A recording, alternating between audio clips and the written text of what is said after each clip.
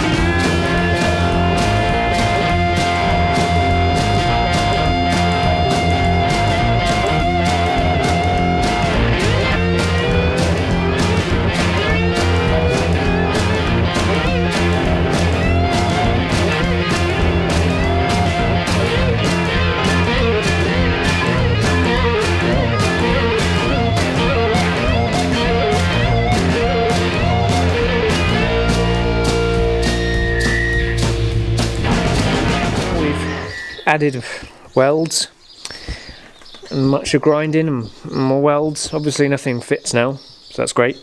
So we're going to fit the bonnet. Well, actually no, we're just going to weld up all the repairs on the bonnet that need doing, and then fit the bonnet, find that that doesn't fit, and bash everything with hammers until it does fit. That's the plan today.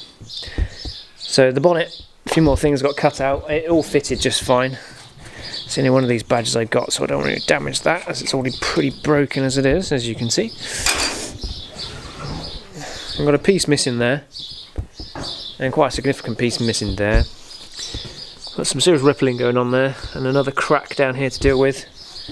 This side's actually nice and straight, it's pretty good. And I think from the beginning we talked about putting a strip in on the back here, because we've shifted these forward. So a bit of reinforcement to do there, quite a lot of reinforcement to do there. I don't know how to do that because there's no clearance here or here.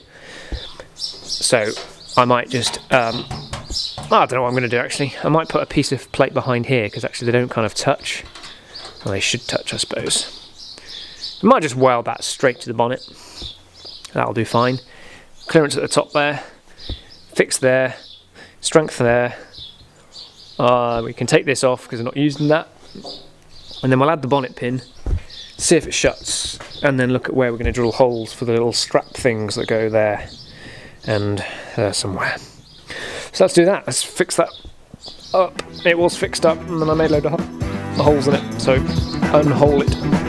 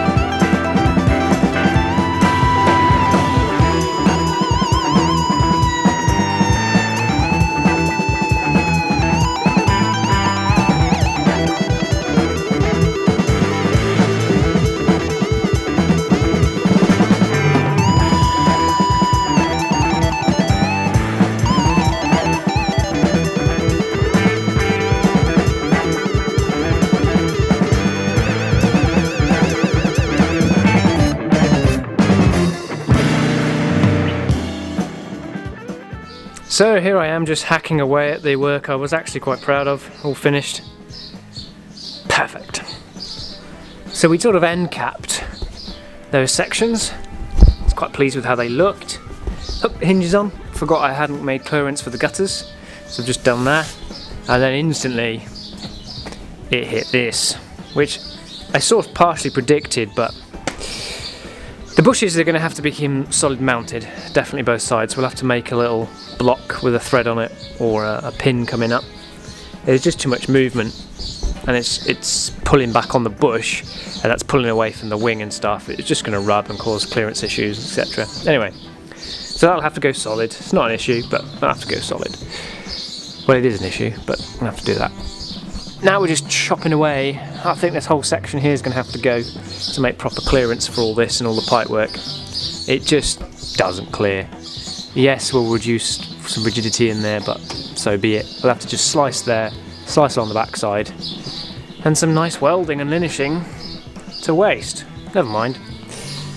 Let's cut that out and get it back on, and then hope it fits then, shall we? Bonnetless is the way forward. We fit an intercooler. Winning!